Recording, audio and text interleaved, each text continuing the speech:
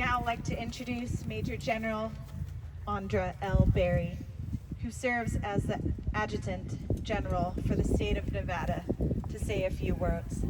General Berry.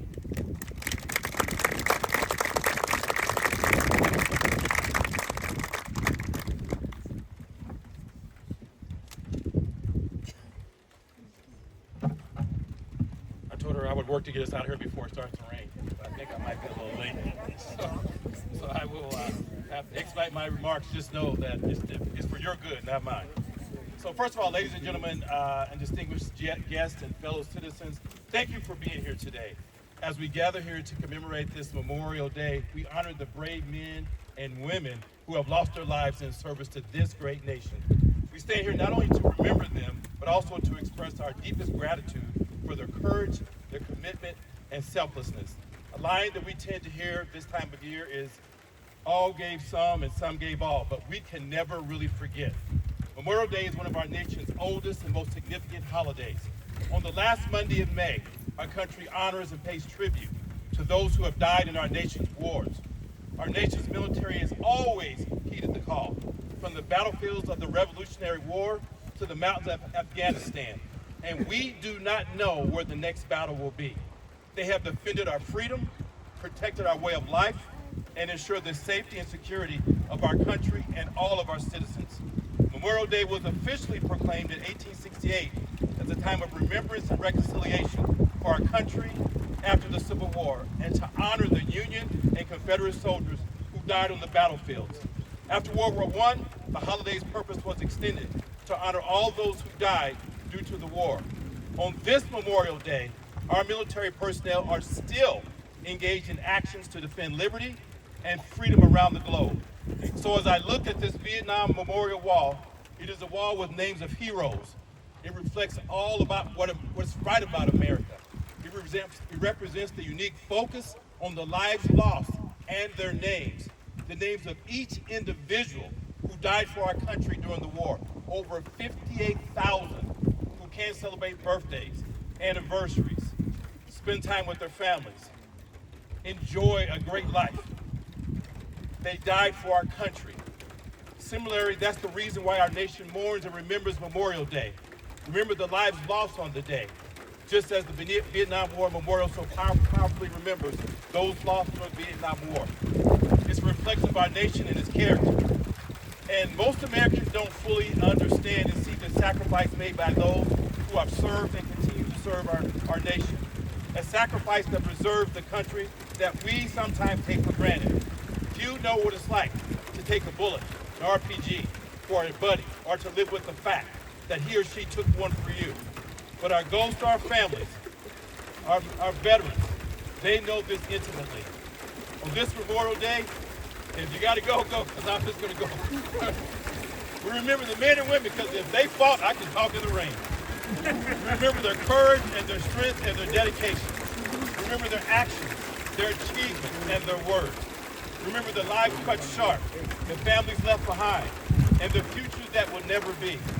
As we remember those who laid down their lives, we must also remember why. Each year on Memorial Day, we uphold a solemn promise to the families to remember our fallen brothers and sisters in arms. We take time with friends and family to celebrate the gift of freedom. We join a grateful nation and give our most sincere thanks and gratitude to those who made the ultimate sacrifice. I recently heard a Gold Star mother say this, that every day is Memorial Day to my family, and one day a year can never replace the ultimate sacrifice that my son made. Every day is Memorial Day. So those who join the United States military pledge to support and defend our Constitution. We pledge allegiance to the flag. You must remember that the flag represents national unity and shared values. On this Memorial Day, it brings us together in collective remembrance and gratitude, reinforcing the idea that freedoms enjoyed by citizens are secured through the ultimate sacrifices made by the military. We also display our flag to express our respect and love for our country and our defenders. It's a visual, and if you don't see a flag, you should look at one. It's a visual representation of national pride and the values of freedom and democracy that our service members have fought to protect. Every time you see a flag, let it remind you to be a tangible way as a nation that we honor those who died for it.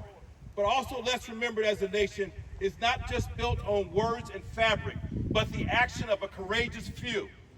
A few men and women who defended our ideas, protected our land and our people, and established order around this great world. These accomplishments are neither granted nor given. Our service members fought and died for them. You cannot have a great country. And do we have a great country?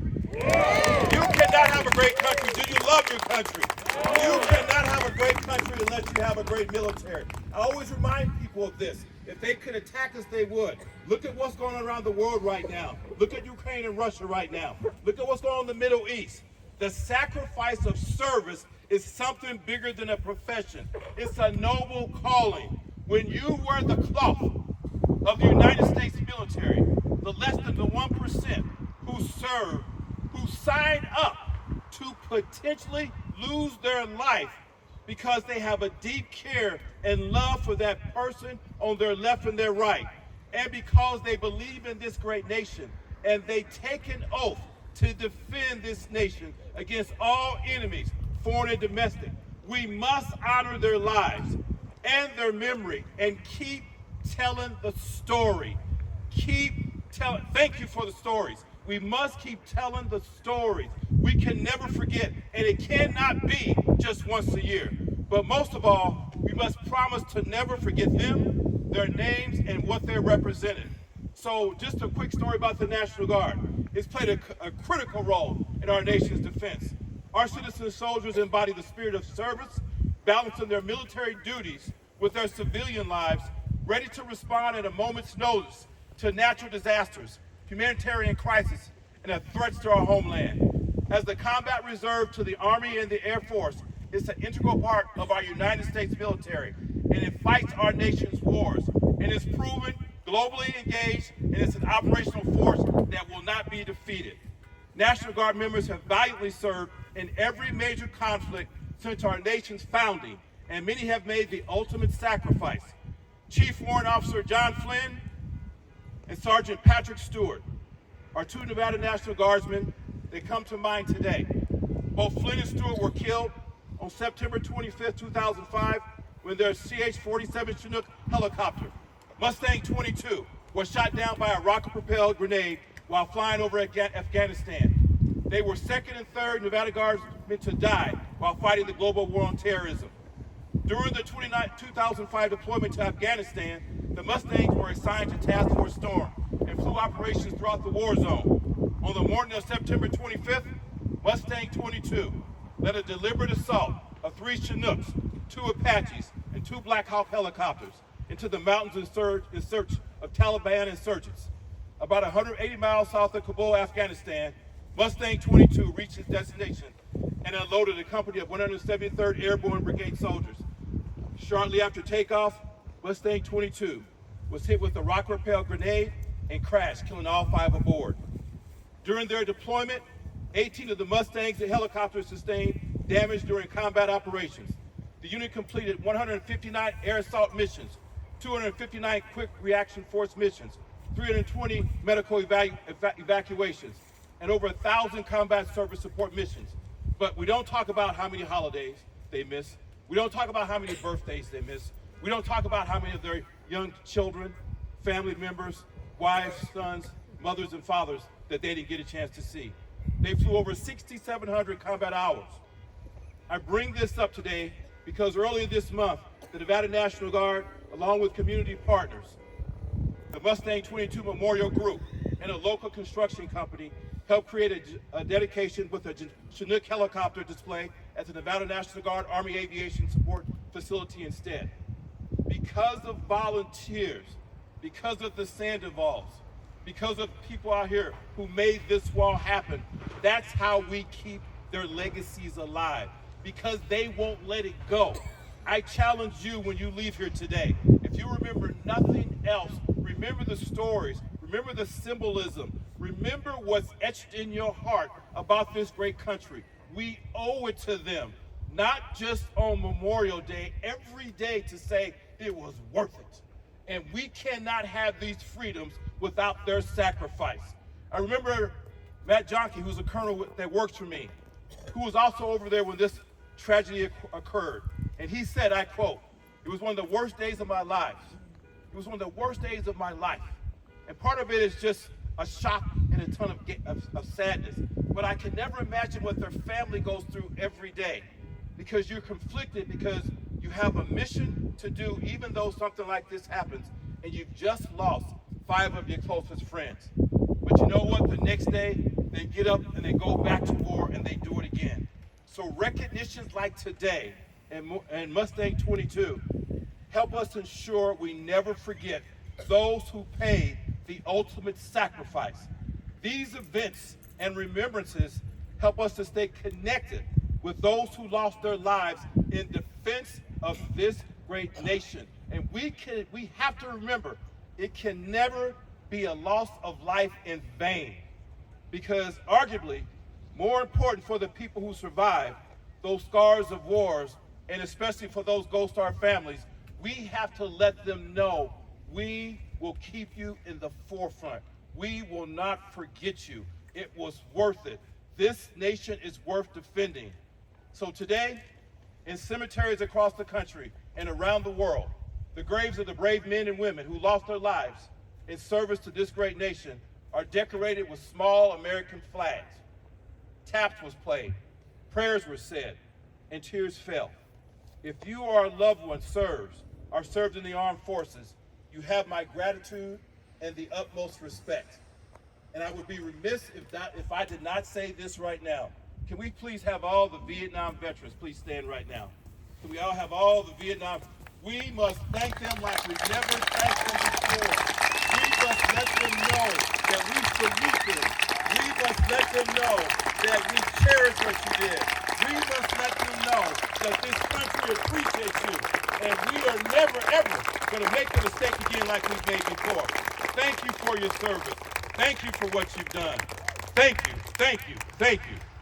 Some of the most bravest military veterans in our history. So thank you for your service. We will never forget. We value your service. We treasure their sacrifice. And we owe them a debt of gratitude that can never be repaid. So my call to action for today, for us that are still living, those of us who still have a voice, it is our responsibility, it is our obligation to fill the silence with our love and our support and our gratitude. And not just with words, but with actions, for truly remembering and truly honoring these fallen Americans, being there for their parents, for their spouses, and for their children. Our work is never done. We must be there not only when we need them, but when they need us. Let us continue to honor the fallen, visit the memorials, participate in community events that support our veterans, teach our young people their history about this nation and those who have fought and died for our freedom. Teach our young people. Let them know freedom is not free. All that you have, all those freedoms, someone sacrificed, someone died, someone paid the ultimate price. Tell them the honest truth. Forget the social media and all that's out there. You tell the story because you know what the truth is. So as we leave here today, let us carry with us the spirit of those who sacrificed everything. You know, as I was looking back there, I don't know about you, that this kind of hit me. Oh, beautiful, for spacious skies, for amber waves of grain, for purple mountains, majesty above the fruited plain. America, America, God shed his grace on thee and crown thy good with brotherhood from sea to shining sea. I don't know about you, but that just does something for me. That excites me. I don't care what anybody tells you. This is still, without a doubt, don't ever let anybody question you. Don't anybody challenge you. The greatest country in the world. I'll put us up against anybody out there. So keep that in mind. So as we leave here today, let us carry with us the spirit of those who sacrificed everything. May God continue to bless this great country. May God continue to bless our military. May God bless our fallen heroes. And may God bless America, the land of the free and the home of the brave. And let us all be the beacon of light and the salt of the earth and the role model for future generations. I salute every single one of you. And on behalf of the 5,000 proud members, and I put my people up against anybody, of the Nevada National Guard and our Commander-in-Chief, Governor Joe Lombardo, and those who protect this great country, we always end every meeting by saying, battle born, battle tested, battle ready. Thank you.